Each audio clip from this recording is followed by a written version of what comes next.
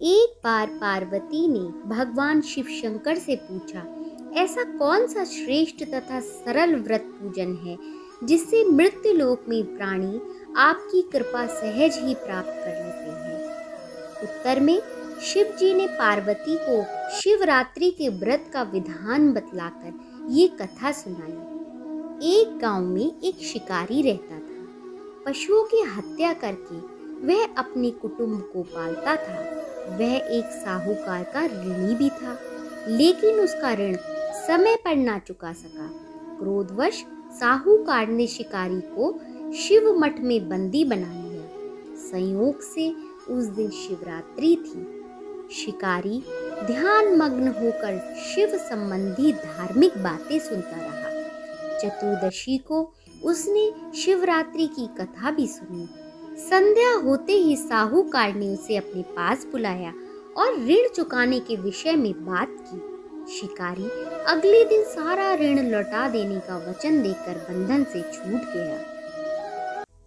अपनी दिनचर्या के भांति वह जंगल में शिकार के लिए निकला, लेकिन दिन भर बंदी गृह में रहने के कारण भूख प्यास से व्याकुल था। शिकार करने के लिए वह एक तालाब के किनारे बेल वृक्ष पर पड़ाव बनाने लगा। बेल वृक्ष के नीचे शिवलिंग था जो विल्व पत्रों में ढका हुआ था। शिकारी को उसका पता ही नहीं था। पड़ाव बनाते समय उसने जो टहनियां तोड़ी वे संयोग से शिवलिंग पर गिरी। इस प्रकार दिन भर भूखे प्यासे शिकारी का व्रत भी हो गया और शिवलिंग पर बेलपत्र भी चढ़ गए। एक पहर रात्रि बीत जाने पर एक गर्भिणी मृगी तालाब पर पानी पीने पहुंची। शिकारी ने धनुष पर तीर चढ़ाकर ज्यों ही प्रत्यंचा खींची, मृगी बोली, मैं गर्भिणी हूँ, शीघ्र ही प्रसव करूंगी। तुम एक साथ दो जीवों की हत्या करोगे, जो कि ठीक नहीं है। मैं अपने बच्चे को जन्म देकर शीघ्र ही तुम्हारे सामने प्रस्तुत हो जाऊंगी, तब तुम मुझे मार लेना। शिकारी ने प्रत्यंचा ढीली कर दी और मृगी झाड़ियों में लुप्त हो गई। कुछ ही देर बाद एक और मृगी उधर से निकली।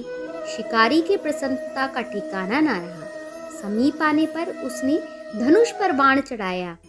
तब उसे देख मृगी ने विनम्रता पूर्वक निवेदन किया कि हे पार्वती, मैं थोड़ी देर पहले ही ऋतु से निवृत्त हुई हूँ, कामातुर विरहिणी हूँ, अपने प्रिय की खोज में भटक रही हूँ। मैं अपने पति से मिलकर शीघ्र ही तुम्हारे पास आ जाऊंगी। शिकारी ने उसे भी जाने दिया। 2 बार शिकार को खोकर उसका माथा ठनक गया। वह चिंता में पड़ गया कि रात्रि का आखिरी पहर बीता जा रहा है। तब ही एक अन्य मृगी अपने बच्चों के साथ उधर से निकली। शिकारी के लिए वह स्वर्णिम अवसर था। उसने धनुष पर तीर चढ़ाने में देर न लगाई। वह तीर छोड़ने ही वाला था कि मृगी बोली, मैं इन बच्चों को पिता के हवाले कर लौट कर आऊंगी, इस समय मुझे मत मार। शिकारी हंसा और बोला, सामने आए शिकार को छोड़ दूं? मैं ऐसा मूर्ख तो नहीं। इससे पहले मैं 2 बार अपना शिकार छोड़ चुका हूँ। मेरे बच्चे भूख प्यास से तड़प तड़प के मर रहे होंगे। उत्तर में मृगी ने फिर कहा, जैसे तुम्हें अपने बच्चों की ममता सता रही है, ठीक वैसे ही मुझे भी।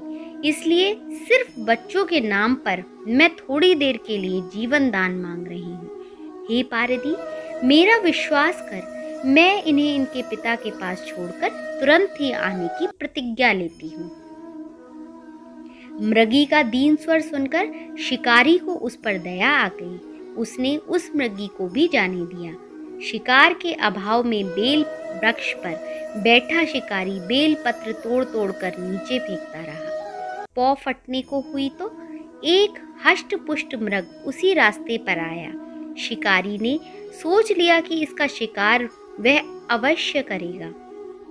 शिकारी की तनी प्रत्यंचा देखकर मृग विनती स्वर में बोला कि हे पार्वती भाई, यदि तुमने मुझसे पूर्व आने वाली 3 मृगियों तथा छोटे छोटे बच्चों को मार डाला है, तो मुझे भी मारने में विलंब ना करो, ताकि उनके वियोग में मुझे एक क्षण भी दुख न सहना पड़े। मैं उन मृगियों का पति हूँ। यदि तुमने उन्हें जीवन दान दिया है तो मुझे भी कुछ क्षण जीवन दान देने की कृपा करो।